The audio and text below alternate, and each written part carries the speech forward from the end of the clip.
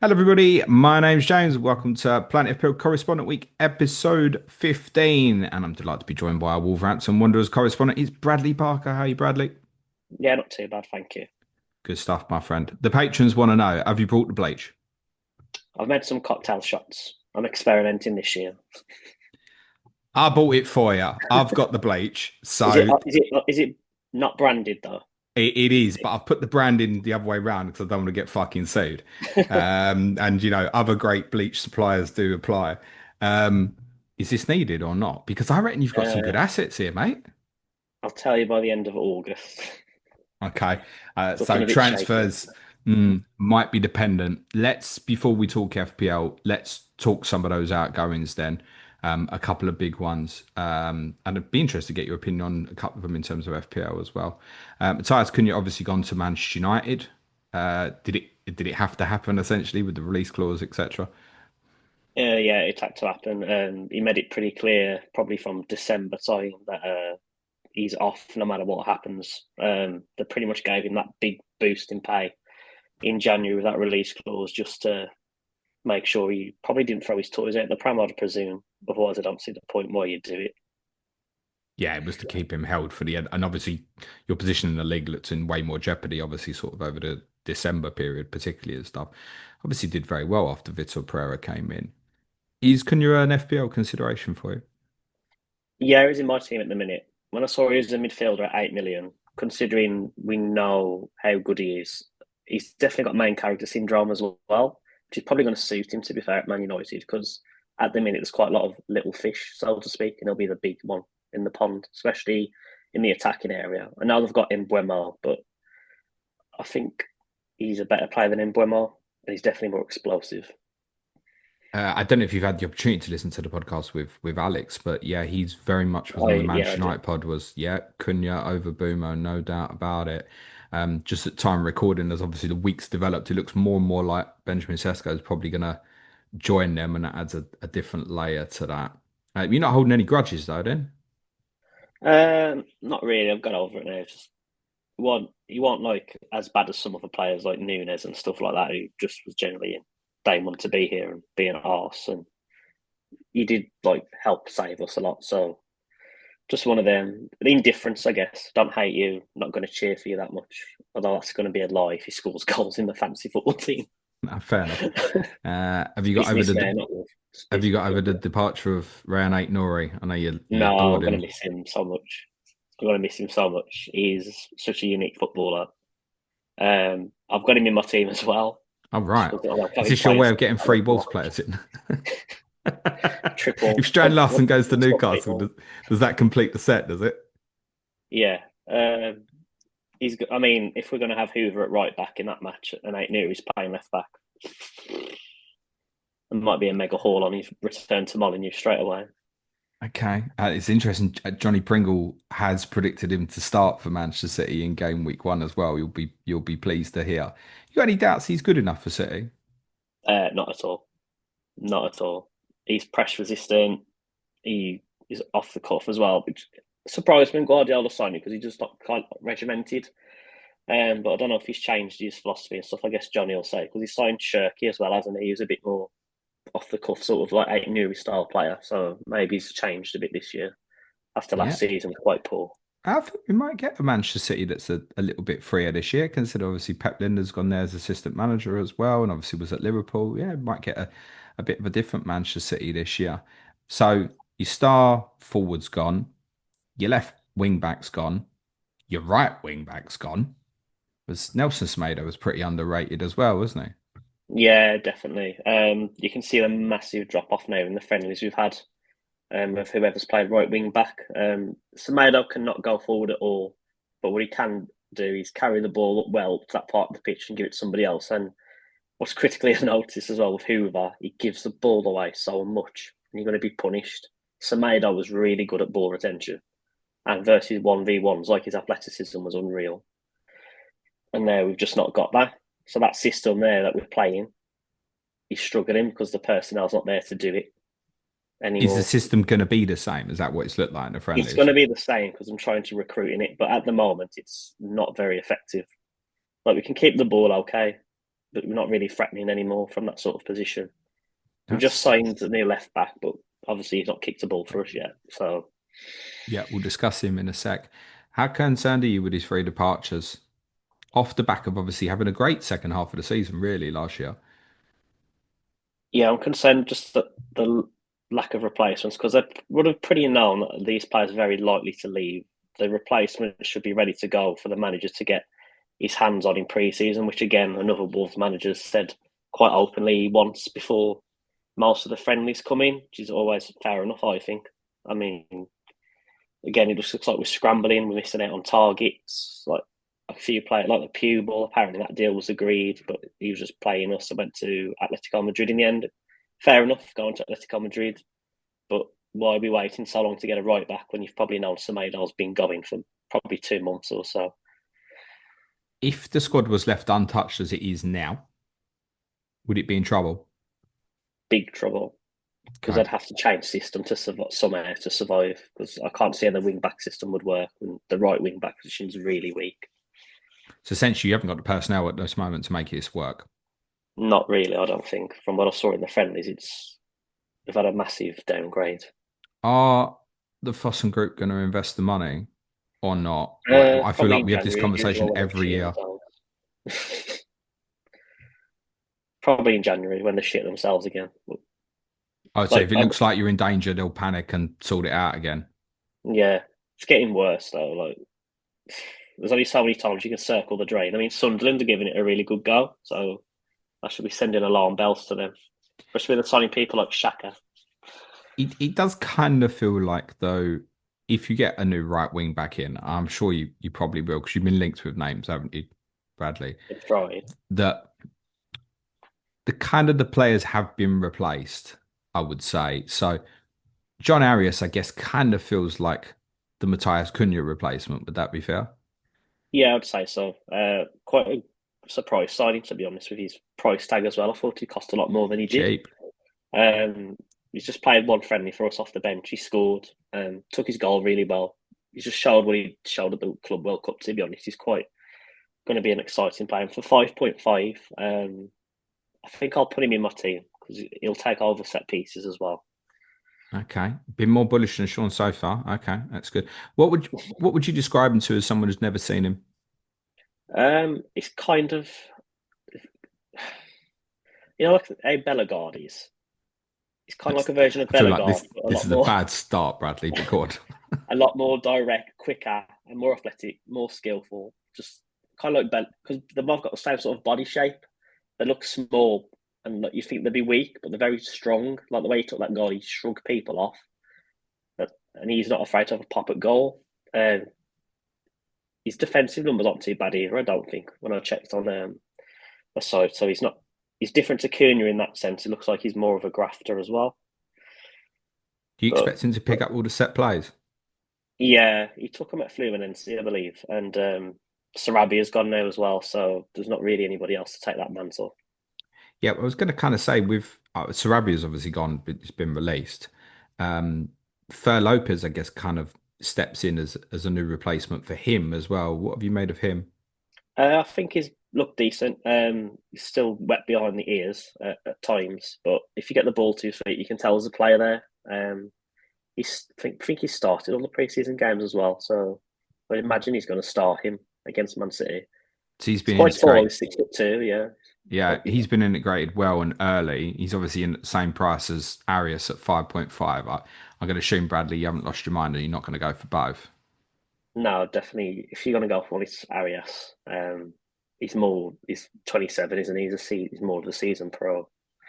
He's proved in the Club World Cup he'll perform against Premier League sides. So What would you say Lopez is like in terms of the comparisons and say a different Premier League player? I can't think of one off the top of my head. He's just like he's quite quick-footed. Um, he's quite graceful on the ball. He travels quite well. He's quite nifty in the box. He'll try flicks and stuff like that. But sometimes they're not needed. Uh, but again, he's a kid, so I'm not going to like put the weight of the world on his shoulders and think it'd be really unfair for Wolves to do that to him. But But he's you expect certainly, he's you certainly a expect him to talent. be a starter. At the minute, yeah. He's probably coming to directly replace Sarabia, to be honest. He's kind of Yeah. the more athletic version. Like he's quite tall for that sort of player. You wouldn't think a player that tall in that position. So what are we potentially looking at in terms of like a front three here? Sort of like Arias kind of like left 10, a bit like Cunha and Lopez to the Yeah, right. Arias. Yeah. I think Arias will be. I, I think he might end up on the right, actually. Okay. Most of his good work for Fluminense is on the right. And I believe Lopez is left footed. So they might put him over there. They both probably switch a lot now. You get so much invertedness now. I don't know if that's even a Yeah, word with players now. It could well be the other way around. They're not the only signings. Obviously, Strand Larsen is permanent now, and we'll talk about him more in a sec. But you bought the brilliantly aptly named David Muller Wolf. Is this just a wind up to appease Wolves fans, or have you actually bought a Wolf? we brought a Wolf. To be fair, we had a player called John DeWolf in the past before I was I born. very famously remember John de Wolf for marking Gary Lineker out of a European Cup Winners' Cup quarter final first leg at White Hart Lane while he was playing for Feyenoord. He's also got a hat trick for Wolves as a centre back Did he for really? achievement. Yeah. John de Wolf actually looked like a wolf as well. Does David Muller Wolf? No, he does not. He's got a wolf tattoo though. So he's the Eight Nori replacement, essentially, right? Yeah, I think that'll be smart business to be honest. He's only cost 10 million, but he's the right age as well. 23, quite played a lot of league games. He was Kirk's replacement, I believe. Oh, Um, Alkmaar, yeah, yeah. yeah. He's got a good physical profile as well. He's quite tall. He's not slow. And from what the Outlaw fans have said, like his engine's unreal. So he's going to get up and down the pitch. And So, he's decent on so the ball. Not like eight Nuri level because nobody's really that close to him in the fullback position like that. But he's good enough. is that deal confirmed by the Yeah. club? He's a Wolves player now. So obviously he's not had a price yet from FPL, although I just No. presume it'll be 4.5. Yeah, it's got to be. Yeah, and I assume the intention is that this lad's going to be first choice left wing back, right? Yeah, definitely. Okay, so when we break it down, essentially you've brought in these three new players for I think circa sort of reported 45 million or so, which essentially would be the money you've got for eight Nori and Guedes. There's the Cunha money on top of that. Like, is it gonna do you are you expecting it all to get spent or not? Probably not all of it. They'll want to keep some back, as they always do. But they've got to give him a right wing back. They've got to give him another centre midfielder because they've let two go for no reason, with nobody else coming in. They need to probably give him another wide forward as well with pace, and they need to give him another striker. We've got nobody else after Strand Larsen, really. So midfielder's gone, you're referring to what? Tommy Yeah. Doyle gone to Birmingham on loan and Boubacar Traore gone to Metz on loan. Yeah, You presume they've been let out on loan either with because there's plans to bring something else in, or because the manager just absolutely doesn't rate them. It's got to be one or the other. one or the other. He definitely doesn't rate Tommy Doyle because he's never used him since he's come. Boubacar's had like his injury issues, but personally, I would have kept him around a little bit. Just he's great to bring on, especially if you're winning a game. He's athletic, gets around, physical, wins the headers. Last 10 minutes if you're holding on, he's all right to bring on. And if you've got no replacement clearly on the way, because we're not being linked to that many centre midfielders, I just didn't see the point. I just wonder in terms of it might even be different profile player that you're looking at in the sense that I'm thinking about the midfield is kind of clear. Like Andre João Gomez, terrific partnership. No issues there in terms of like them two playing in that system is fine. Are they going to be available for every game? You need some depth. Get Yeah. that. But I wonder if on bits we've seen last year, if Pereira would look at it and think Manetzi and Bellegarde could cover this off, and therefore maybe it's more attacking players that you're actually looking for rather than midfield players. Like, would you be content if that's the circumstance? Yeah, they just need to find probably a midfielder who's just got a bit more ability going forward than Gomez and Andre, but can slot in, like be a bit flexible, just box to box kind of guy. Then it'll be okay. I hope they don't think that's Manetzi because it's going to be a struggle. Okay. Is there any concern those two central midfield players could go? Not this window, but they'll definitely be picked off next time. You say not this window, but I think people would be neutral to look at it on the outside and go, right, the guys in charge are quite happy to take the money.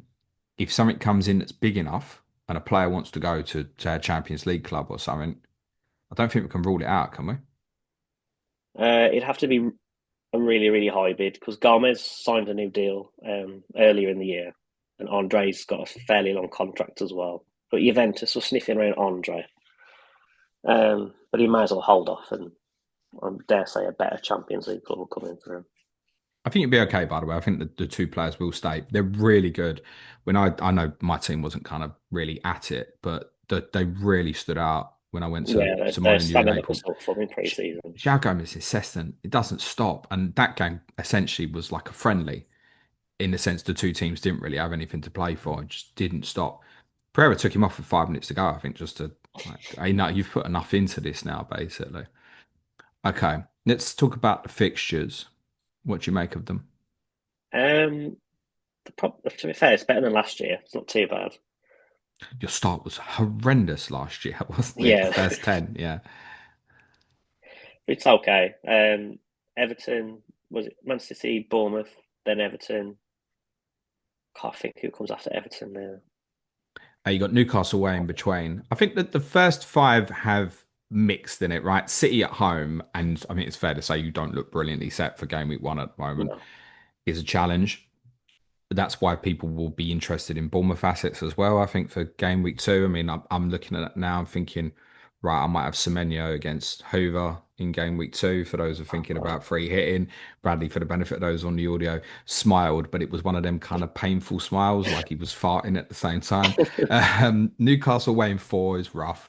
Everton and Leeds home games either side. And I think key period will be the little period from the Leeds game onwards. As Leeds at home, Tottenham away, don't know at the moment, truthfully. Brighton at home, Sunderland and Burnley then back to back.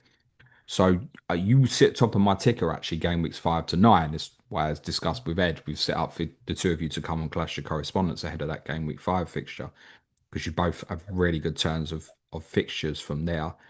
If it goes wrong over this first 9, whereas last year's first 9 obviously went bad but was understandable, then there's concern because I Yeah, think there'd be as a cluster of the first 9, it's pretty good. major concern. I think if they get the players that they need to get in, just to even make the system workable, they'll be okay. Because, like you say, Gomez and Andre are like Champions League level players, to be honest. So Yeah, they'll they that are. They're midfield very will like capable playing dominate at a that lot of level. teams as long as the system's okay and workable. Okay, let's have a run through some of the squad. I'm going to guess if you're going Jhon Arias, you're not going Strand Larsen. I do have Strand Larsen at the minute. At the Bloody hell, it's minute, not bleach you're drinking, Bradley. It's Kool-Aid, mate. for his price, I think it's hard to argue against him. 18 goal contributions last year. That without Cunha as well sometimes. And actually, yeah, I Could have mean, me been and more. Alex No penalties. Trembath were talking about this as well because he seems to have a soft spot for Wolves assets for some reason, and he's quite keen on Larsen as well, saying a lot of them returns did come without Cunha Yeah. last year.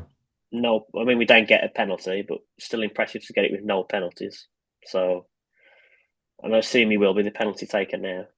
But we don't know, do we? Because You you don't haven't had know. one. We assume. You'd hope your striker's got the taking the ball. I don't know. I would think it would be Larson or Arias. Yeah, I would think he'd be one of them too. I would Not think. really any other options, to be honest. Well, could we rule out Joel Gomez is pretty good technically. Could we rule it out? Uh, yeah, I can't see that. Okay. So yeah, we have no idea essentially who's on pens. We think Jhon Arias will obviously pick up a lot of the set plays. Yeah, 14 goals, 30 starts is good. I think the closer it gets, the more people are looking at him and going, that's absolutely fine. There's others who are looking around, it's question marks over if Leeds are going to buy another forward. It feels like anything you buy in terms of a number 9 option would only be coming in as an understudy to him rather than, Yeah, okay, that's going to knock him out of the team. Looks kind of a bit like Evan Nilsson at Bournemouth. Feels absolutely secure. So I can see why people want to go there. And yeah, I can see why you're going there. yeah. He's just consistent. He's pretty. I think there was a point at last season. I don't know how it ended in the end, but he was one of the most clinical strikers in European football. That's right, yeah. Minimum, like the shots to goal ratio was really, really good. Then there's an And argument if that's sustainable. Yeah, most of his goals he's took really well. They're not like difficult finishes, a lot of them, but that just shows he's in the right place. His movement is good. It's just if he gets the service, because obviously at the minute the attack is not clicking as much like in pre-season. He's not had nothing to feed off, to be honest. No, and I'd have concern. As said, a lot of his returns last year was in a period without Cunha, but I worry about the impact of actually the wing backs. Yeah, it's the wing backs. He's got no. The outlet's not the same. There's no like overlaps. There's no Ait Nuri taking the ball past three players, opening that space, popping it off to somebody, getting back in. Quick 1-2s, stuff like that. It's not there. But not enough to put you off, though. Or is this just, Not this enough is to my put me boy, off I'm at the backing minute. him? Not enough to put me off at the minute. I'm hoping that obviously I want to see how we play our Arias starting this week. With hope they may as well just chuck Wolfe in from the start because we just need to get him got moving. Well, it sounds like it, yeah. Who Just played need to get him. left wing back in against Girona?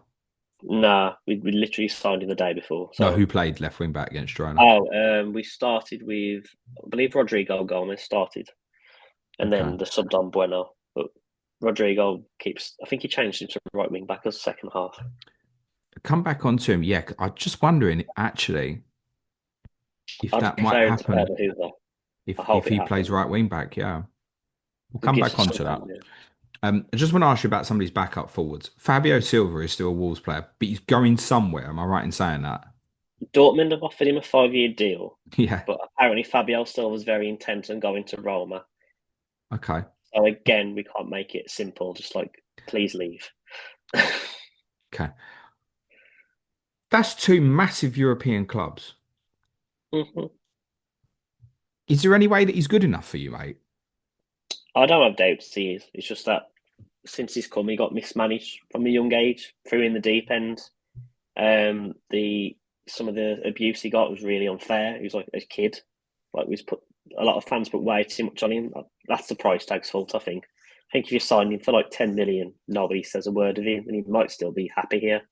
And he might be ready to take the plunge because he had a good season last year. At Las Palmas, they got relegated, but Fabio did miss games with injury as well. So if he stayed fit, they might have stayed up because he did Okay. get double figures. What's the situation with Sasa Kalicic? He's breathing. That's He's good. kicked a he's kicked a ball a few times. Uh, I just fear that he'll collapse at some point because having three ACL injuries at this point is just like I don't know if I know the player to have three ACL injuries. no, He's neither had of two our since he's been with you, isn't he? yeah. He came Poor on and fella. he held the ball at once pretty decently, but he wants it, but I don't know if his body can produce it, and Uh, I think the management know that as well. Okay. What can you tell us about Nathan Fraser? 4.5 forward. Any chance of Where is he? involvement? Who is he, did you say? Where is he? Where is he? They sent him on loan. I think he went on loan Okay. to the second division in Belgium, and it was a terrible loan because they sent him to a club where the club captain is the striker and they play one up front. What minutes is he gonna get? So, He just um, hypothetical scenario for you here. Sesko goes to Manchester United. Newcastle panic. Put 70 million in front of you for Larsen. He wants oh, to they'll take go. that. You would, yeah, I'm sure They'd you take would. that. I wouldn't take it. I would just be like, we've got enough holes in the ship as it is. Never mind. No, but you know, if it's that big, you'd probably have to. I mean, how much have you actually just bought him? Because you've literally just Uh, bought him after a yeah, loan, right? exactly. 25 million. Right. Great So value. if you get like a 200% increase on what you've just outlaid immediately, I think it would probably have to be considered. If that suddenly happened and it's like on the either game week one, he's like, yeah, bollocks, I want to go. And I don't even know if under UEFA legalities, if that's even possible. Or if he was injured, who would start as the nine? Do you know what? I might have to just shove Kolasinac up there and say, "Can you last 45 minutes?" I mean, He'd probably play Fabio Net. definitely He'd won't probably put a play shirt on. Menezzi there, wouldn't he? Oh God, the false nine. I don't really know what the alternatives are, and I also think this is why Larsen's popularity is growing because you look at several others. If we look at, say, Chris Wood at Nottingham Forest, million more, obviously brilliant season last year, but you're not getting 90 minutes out of him. Larson, as it stands now, we are, aren't we? Yeah, yeah, pretty much. There's And not. that appeals. So models and that are going to take that into consideration, and that's going to show up much better for him. And of course, you've got those swing of fixtures sort of game week 5. So I get the interest. It's also that makes me think there will be more attackers because you can't exist like that for a season, mate. Because Mm, if he gets well, injured, which is every it chance he happened will, last season. what's the solution here? You're actually saying you've got one number 9, and if he gets injured, I don't know who will play there. None of the backups Exactly. are up to it. Yeah, you've got to buy another striker, mate. Yeah, we'll fax that to Fosu and say we need one very quickly, preferably with some pace. Just a different profile to him. He's not slow, but just somebody that you can bring on off the bench to be quite annoying. No, he's are you saying Larson's not slow or Yeah, he's not slow, but no? I would just like a forward to bring on that's a bit more direct than him to give players something to think about. I think he's got deceptively something about him considering he's such a big Yeah, lad. yeah, sure. It's almost kind of a bit of a jack of all trades a little bit.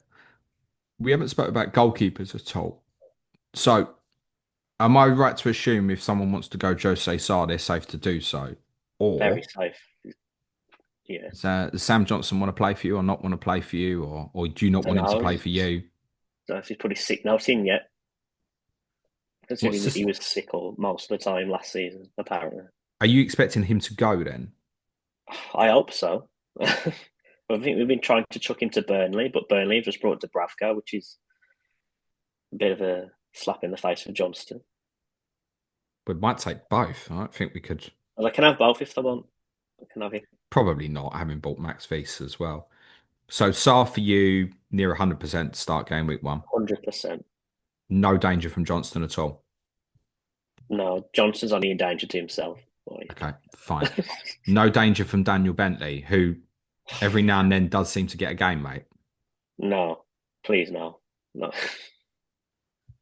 Manchester United fans think he's good because he's played well twice Do at they Old want him? Trafford. Do they want him to go? It could be their solution potentially. Could you pair Saar and Bentley up? If Is you he want likely me to be to, the yeah. Because second? sometimes Saar will have a back problem at some point in the season. He always seems to get a game where his back hurts him and he goes off. I guess the danger with doing that is if Johnston stays, he's number 2, right? I don't know. I don't think that he just disappeared for half of last season, and it was just like they kept saying he was sick, but everybody just he threw a paddy pretty much that he was at number 1, and I think Bentley's seen in a better light at the club. Like he's more popular with the players and stuff and the management. Okay. You'd be So that gutted probably though. comes Imagine down. you went Sarr and Bentley and Sarr got injured and Johnston played. You'd be Isn't so Johnston sick, wouldn't 4.5 though? So you wouldn't you? double Years, up with yeah. him. No, no, Yeah. no. But I mean, if you go like Sarr 4.5, Bentley No, 4, yeah. that's your 8.5, and then Johnston plays, you're sick, aren't you? Is the point.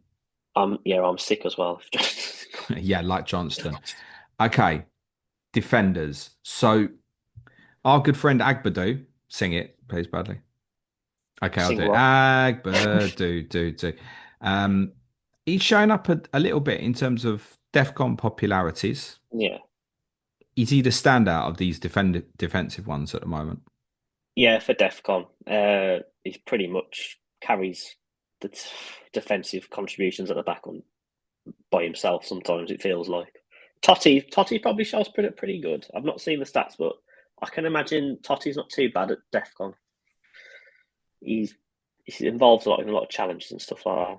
I think it seems to be a running theme in most occurrences here that if it's a back three, the central one seems to be the That makes strongest sense. quite often. And that would obviously be Agbadou in this scenario. You've got him in, haven't you, Bradley? No, because I might have two Wolves and I can't have triple because I'm going to tank myself, I think. I don't think the patrons can believe that you've got 2, never mind considering maybe having 3, mate. But he's a relatively decent pick here if you find a nice rotation, isn't he? Oh, yeah, 100% nailed. It'll be a DEFCON magnet. You can't really get any better for 4.5. Um, if you've not got anybody else from Wolves So to sign. you'd prefer him to Toti Gomez personally Yeah, as well. they'll pick up more of the DEFCON. I don't think I need to see the stats, but I can't imagine Totti's not bad at DEFCON. I think he'd be Okay. decent Who's just for likely his to, play style. who's likely to be first choice for outside of centre back? Doherty at the minute. The Doc. Um, yeah, Santi Bueno's just too weak. He's like the most non-Uruguayan footballer to have ever existed. What's the? I mean, I'm just thinking Doherty obviously could play wing back for you as well. Admittedly, not that Oh, you're not going to get the Doherty version that we loved in FPL when you first got promoted. But he obviously could play the position. What's the situation with Yerson Mosquera? he come on last match. Good. He looked pretty sharp. To be fair, he played better than Bueno instantly because he attacked a header. He didn't let the attacker like get a mark on him. He just beat him to it. He's. I hope he can get a run because if he's fit, he will slowly overtake Doherty in that position because that is a pretty horrible back three to play against. I'd like to think if you're an attacker, if you've got Mosquera, Agbadou, and Totti, it's going to be very physical match for you. They're Yeah, hard to outrun as well. Hopefully, Mosquera's kept his pace as well. yeah, I think it's fine. I think it's fine. Your danger always. I feel like we discuss this every year with you. It's like if you get really bad injuries, it all looks a bit thin Mm-hmm. and can kind of unfold like a bit of a pack of cards. There aren't too many options there at centre back, as far as I can see. It feels like you need more, No. and I think you should Yeah, probably we be need one. targeting a right-sided centre back. Yeah, we need one because back. We can't like rely on Mosquera to say like he won't have a even a slight injury issue. Like there's going to be something at some point probably where you need to like rest him or take him out of the way a bit. And Santi Bueno's just just not doing it enough now for me. He's Would just he be more suitable as the central centre back? Do you think? I'm not suggesting to play uh, instead of Agbadou, but I just mean in the sense of he's not going to kind of he head out to probably the would be touchline better in so that much. position because he doesn't have to attack the ball as much. But it's just the hesitancy to attack anything. It's too. It's kind of sometimes a bit like Kilman in that way. Kilman wasn't the most aggressive, but Kilman was still a lot better than he was at it. Max And just Kilman in your Kilman's FPL team. physical body frame. No, no. Just West Ham are checking. aggressive. Right. So I think we're assuming your new Wolf is going to play left wing back. Yeah. We're probably assuming he's going to be 4.5. I think we have to at the time of recording on Wednesday. What day is it, Bradley? Thank you. Wednesday afternoon. Cheers. I take it you'd go Agbadou over Wolf if he is, and I realise you haven't even seen him play yet, but Yeah, at the minute, yeah. Just for the DEFCON thing. It looks like Wolf's attacking returns aren't too bad, I think. Seeing clips of him. He's got a decent cross on him. Uh, if we can translate that to goals, we'll see. It's different now playing in the Prem. I guess those who'd want to look at Rodrigo Gomez, that's off-putting. I mean, the excitement in Gomez essentially is he's he's not a defender first and foremost. He's more of an attacking player, isn't he? And I Yeah. guess is there any chance here that he could, firstly, could he play in a front three for you? I'd like to see him playing that front three role. Just because of the dynamism he brings. He plays in that way that fans actually want to see their players play. Plays with a Yeah. lot of heart. Plays takes the game to the opposition. In transitions and stuff, he'd probably be quite dangerous. But for whatever reason, we're not really seeing him in a front three yet. It's got to be better than putting Manetzi in that role. He just the ball bounces off him. The Mm. goal he scored was against Leicester towards the end of the season. His only two goals have come against Leicester. Actually, his first Oh, one he was got against two, but Leicester. there was one in the second Yeah, half he where ran the length he of the played down pitch. the Yeah, line and then he made the inside run back through the that central. sort of stuff. Yeah, It was a bit.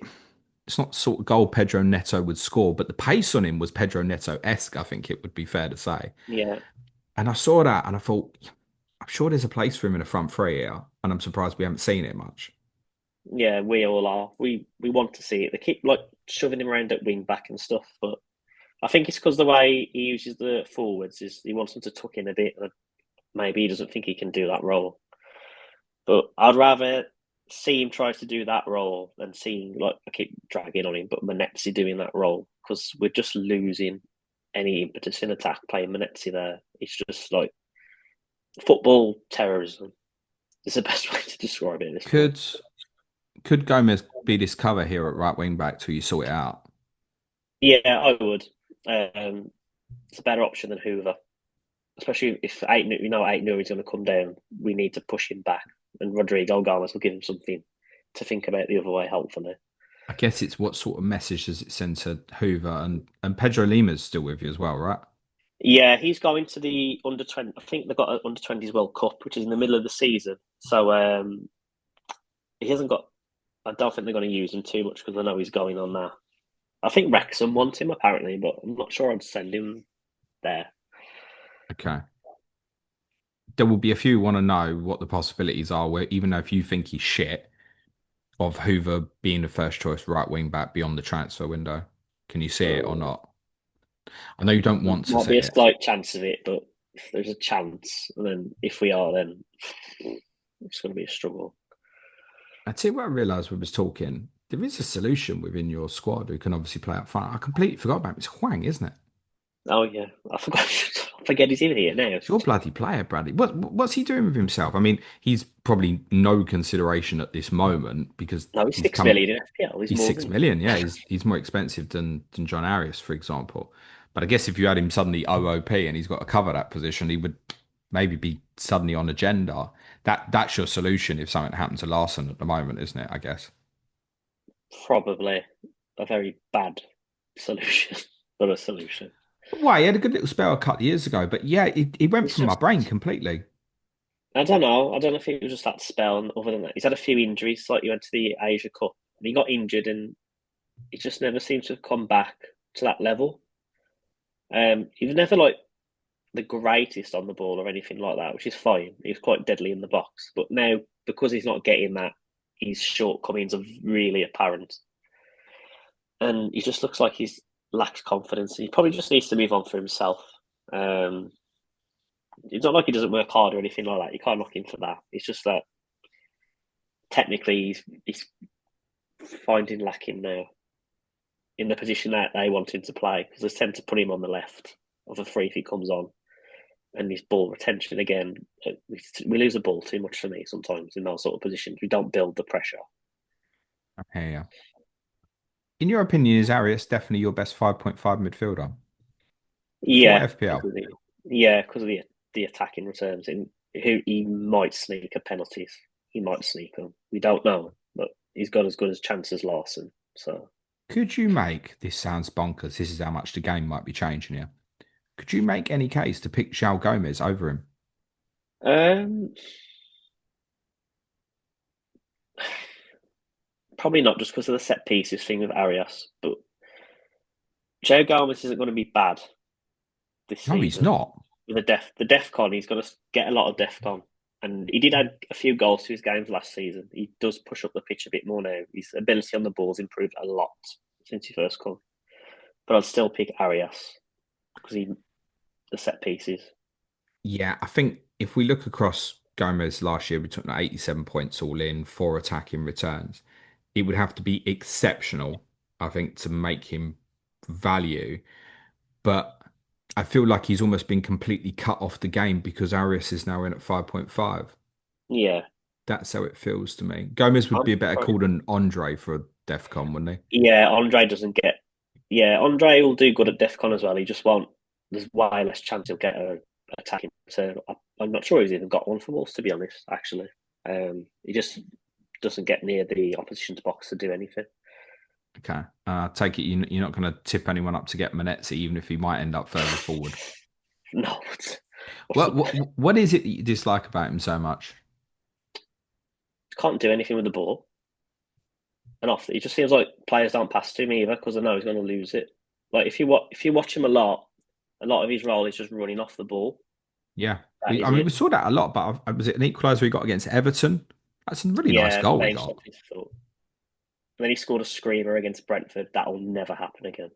But it just doesn't offer it. There's no point playing a player in that front three that's not going to actually offer a genuine threat. He doesn't retain the ball up there. I know he's making space for Larson, a lot of people say, but that that to me is not enough. Like we're losing a lot of impetus. Like if you get the at the minute, if he played on the right hand side and you've got Hoover there, you may as well not have a right hand side. It's like playing with nine men. It's just pointless. If you put him on the left hand side, he's on his weak foot. Ball bounces off him. lose possession. So here's where Just I'm at. struggle. Here's where I'm at the moment. So Neil Grover came on episode 7, and he spoke about his team, and he's quite bullish about his team, but obviously they've got a real defensive issue at the moment and some other injuries in the midfield area. And the biggest takeaway was bollocks, not having Liverpool here is going to be a big problem. The biggest takeaway currently with this podcast is not having Man City in game week 1 is also going to be a problem. Yeah. I'm trying to find a way to get Haaland in my team, to be honest, at the minute, because the current state of like what we're looking like, I'm not looking forward to the opening day at all. If Man City Have, are on it, have you, since Pereira come in, have you taken a bad beating off anyone? I don't believe so. I can't. Nothing's coming to mind where I thought, oh, No, no, nothing's coming to I'm my mind. thinking like the performance at Liverpool. I mean, the second half at Liverpool, you were outstanding, mate. From 2-0 Yeah, down, they never had a shot in the second half. You played quite well at Man City, lost 1-0. Arsenal, you cocked up a bit, lost 1-0 yeah, because Gomez they on was red down card. Yeah, to 10 men. What did you do? Chelsea, you lost an evening game. Was it yeah, 3-1 that in was the a end, bad was it? performance. Yeah, Or 2-1. So, like, no, no. We haven't actually seen anything yet since Pereira's been in charge to make you think that we should target you from a captaincy perspective. However, I also accept that how you are going to completely play stylistically is going to be really tough at the moment because mhm. I think the loss of these wing backs might even be worse than the loss of Cunha. That's how I feel at the Yeah. moment. It's such a specialist role, and if your whole system is dependent on that wing back impetus, then it doesn't matter who you stick in the attacking roles because you're not going to give yourself the ability to attack effectively. Okay. I presume, Bradley, none of these 4.5 midfielders just to finishes are interesting at all, no? Who is 4.5 for us? Gonzalez, Chirera, they're the two. I don't know. No, they Oh, and won't. Edozie as well. No. No, didn't think so. Right, go on then. As it stands, predict the game week 1 team against Man City, please. Uh, so who have I? Even though I don't want to say it, just because he played the more minutes. Doherty, Agbadou, Totti, Wolfe, Andre Gomez, João Larson, Gomez for clarity. yeah, Because you've got a few, mate. Larson, Arias, and I'm going to presume Lopez, but I wouldn't be shocked if he shoves Bellegarde in there just because of the opposition. Okay. What does he give that for an opposition like that that would be Just interesting? experience, probably.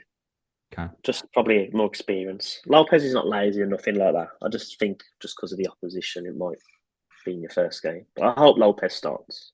That feels harsh on Rodrigo Gomez. It is. I'd put him in. I'm just going what I feel like the manager's going to do. I hope to see Rodrigo Gomez in the team, but I think all Wolves fans do. If you ask any Wolves fan, we all want Rodrigo in the team. Yeah, I mean, we're judging on Wolf for like a player that we haven't seen yet, but because it's obviously something that needs sorting out quickly, it feels like it might be better to put him in, almost give him the experience against City, and Yeah, say pretty like much. this can be nearly as bad as it gets. Okay, now let's progress. Yeah, that's a bit of a struggle potentially for game week 1, isn't it? Yeah. I mean, if Hoover is playing, then if you've got Aït and he starts, then mm, I'd be very shocked if he doesn't get an attack in return. Plus Before against his we old team. before we finish, that's obviously going to be an emotional day Yeah, at Molineux. I know you love Jota, mate. Do you yeah, want to have a major. couple of words on him?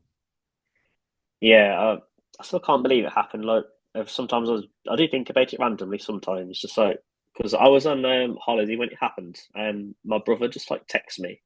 You take like one of them links, and you think, oh, this is one of them rubbish things. So then I checked like obviously more trustworthy places, and yeah, I just froze to be honest. I had to sit down. So I'm just like, is this actually happened? Because but he's a poster child, I'd probably say, of like the Fosun era and Wolves when things were at the best, and he was always remembered that way.